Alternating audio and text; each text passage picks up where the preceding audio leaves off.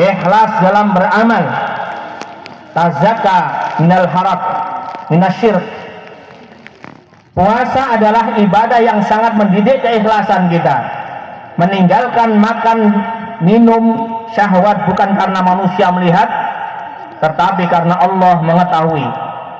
Karena itu buah pertama Ramadan adalah hati yang bersih dari syirik dan kuat sifat merasa diawasi oleh Allah Subhanahu wa taala. Rasa diawasi ini adalah inti pendidikan puasa.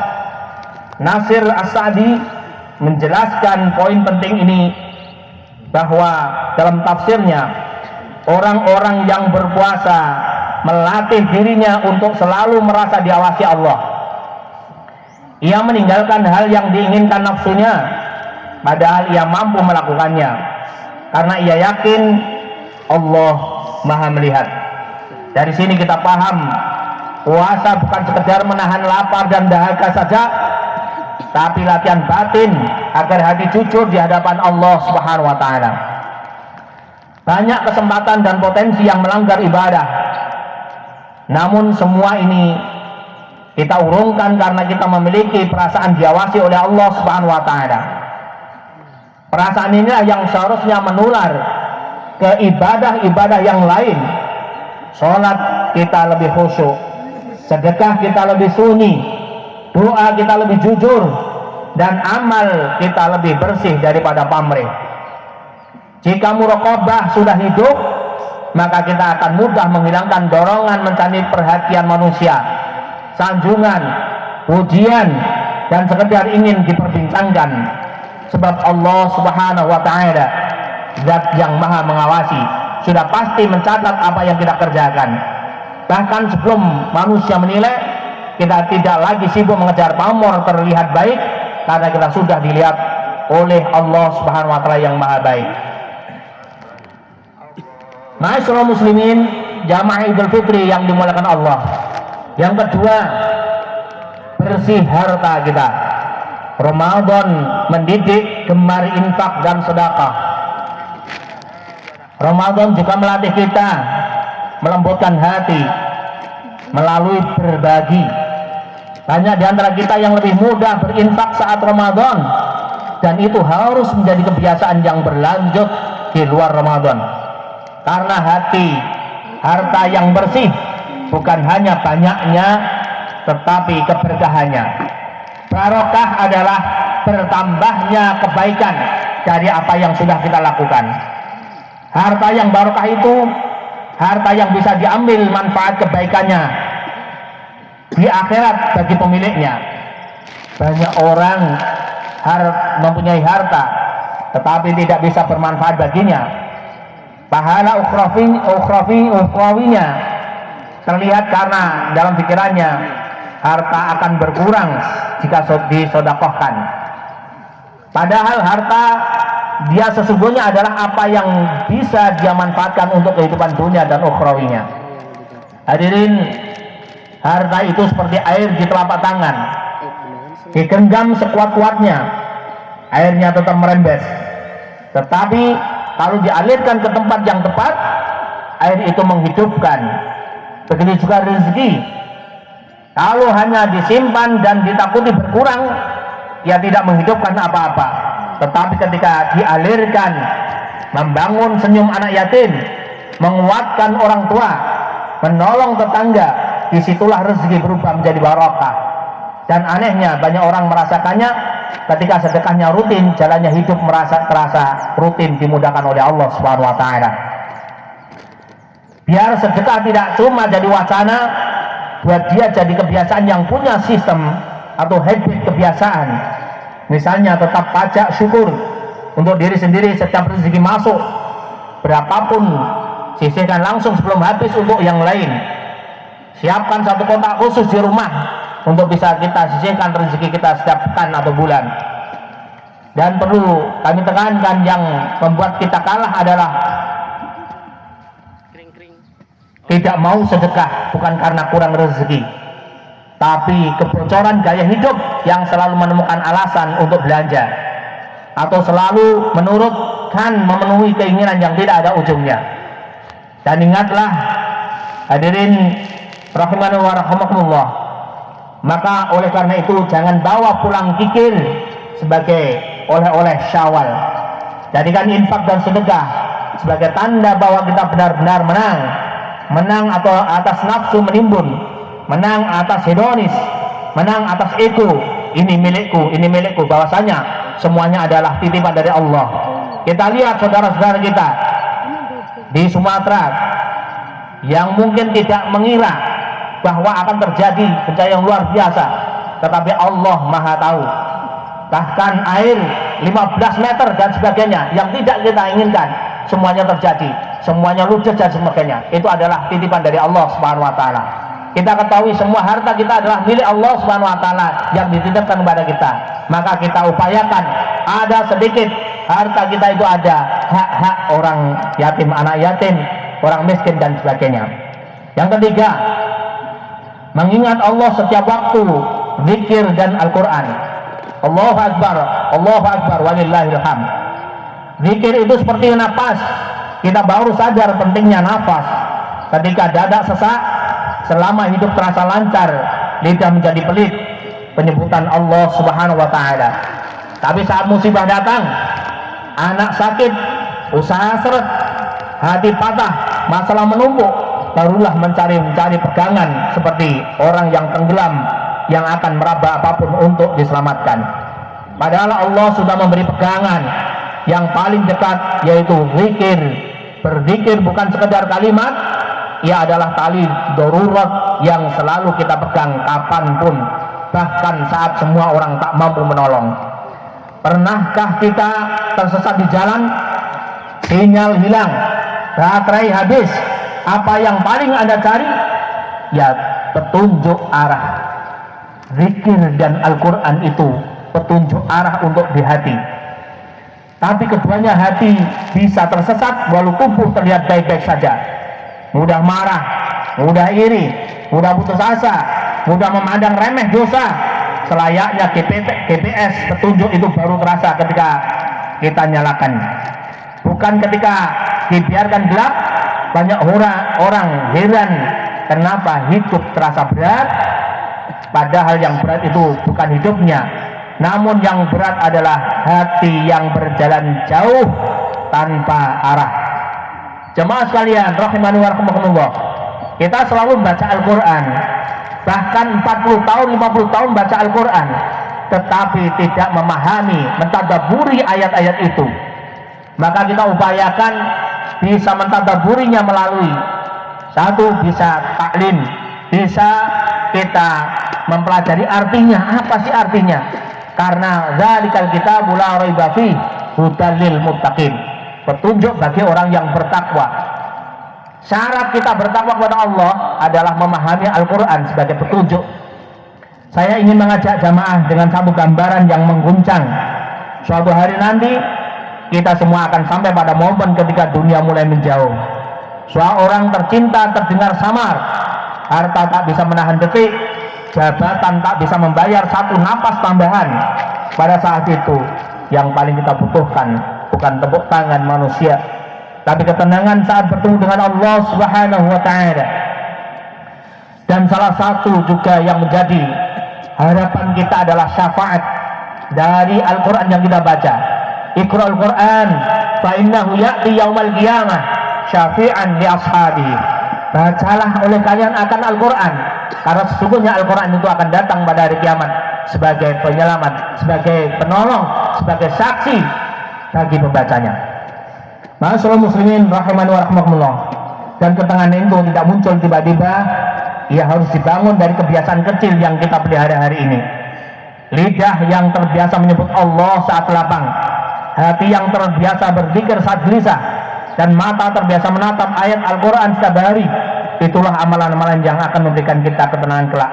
Bahkan yang memudahkan kita mengucapkan la ilaha illallah di akhir ayat kita. Semuanya harus dimulai dari sekarang.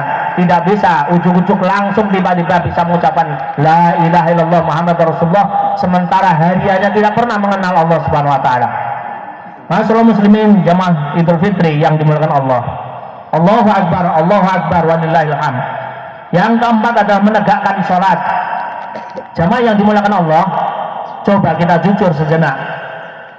Banyak orang kuat menahan lapar sebulan penuh, tapi kalah oleh satu hal yang kecil, menunda sholat.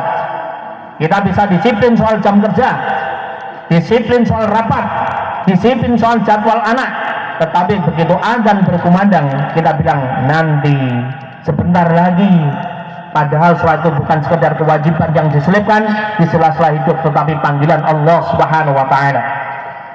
Apalagi kita meninggalkan atau pernah meninggalkan satu kali sholat, maka nanti di akhirat dia akan disiksa satu hari yang kadarnya 1000 tahun di dunia. Maka jemaah sekalian yang dimuliakan Allah, salah satu ciri Islam sebenarnya adalah menjaga sholat. Al-farqu bainar rajuli wal kufri tarkus sholat.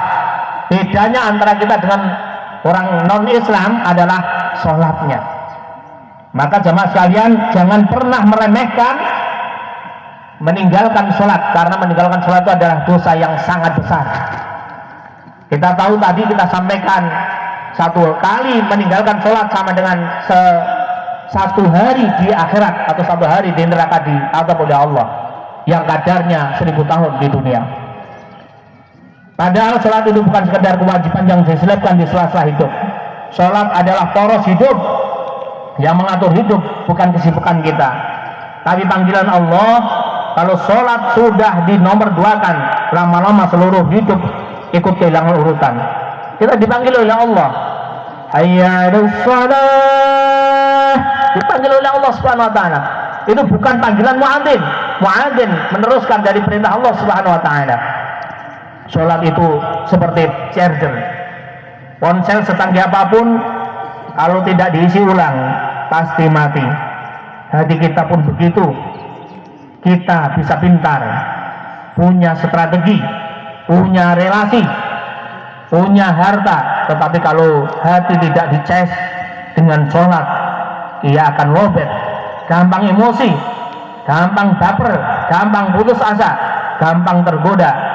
Makanya Allah jadikan sholat 5 waktu bukan untuk membebani, tetapi untuk menyelamatkan. Setiap kali kita berdiri, kita bisa pintar, punya strategi, punya relasi, punya harta, tetapi kalau tidak dicas dengan sholat, terjadi tadi. Maka Allah jadikan sholat 5 waktu bukan untuk membebani, tetapi untuk menyelamatkan. Setiap kali kita berdiri menghadap Allah, Allah sedang berkata, pulang sebentar, rapikan hatimu, jangan bawa bebanmu sendirian. Sholat itu seperti tali pengaman, bukan karena kita yakin tak akan terpleset, tapi karena kita ketika iman goyah dan dosa mengintai, sujud menahan kita agar tidak jatuh. Sayangnya banyak orang juga melepas. Bahwa di dalam hadis Nabi Shallallahu Alaihi Wasallam disebutkan, antara sholat, waktu sholat satu dengan sholat yang lain akan menghapus di antara keduanya. Jumat satu ke Jumat berikutnya menghapus di antara keduanya. Dan Idul Fitri ke Idul Fitri berikutnya. Ini adalah salah satu bentuk penting yang perlu kita pahami bersama. Itulah 4 buah Ramadan ini. Tauhid yang murni, infak yang peduli, zikir dan tilawah yang menenteramkan, serta sholat yang kokoh. Marilah kita rawat dan istiqomahkan 4 hal tersebut sampai kita berjumpa dengan Allah Subhanahu wa Ta'ala. Marilah kita berdoa, merupakan sandaran yang nyata bagi makhluk yang lemah ini kepada Zat yang Maha Kuasa. Sejenak kita merenungkan, mengetuk pintu langit dengan harapan dijabahi doa-doa kita. Marilah di momen yang berbahagia ini kita bermunajat kepada Allah Subhanahu wa Ta'ala. Semoga semua amal ibadah kita, langkah kaki kita, semuanya diberkahi oleh Allah Subhanahu wa Ta'ala dalam kehidupan kita, dan dimudahkan oleh Allah Subhanahu wa Ta'ala segala urusan, dan diberikan rezeki yang tiada tersangka-sangka atau yang tiada disangka, dan dimudahkan seluruh urusan, diberikan jalan keluar dari setiap permasalahan. Amin ya rabbal alamin. A'udzubillahi minasyaitonir rajim.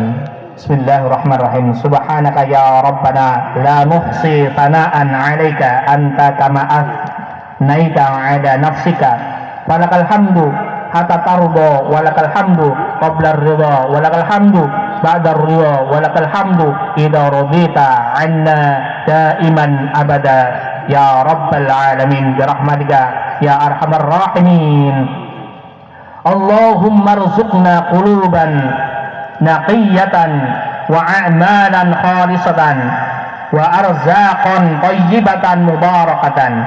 Allahumma tahhir qulubana minan nifaqi wa a'malana minar riya'i wa alsinatana minal kadhibi wa a'yunana minal khiyanah.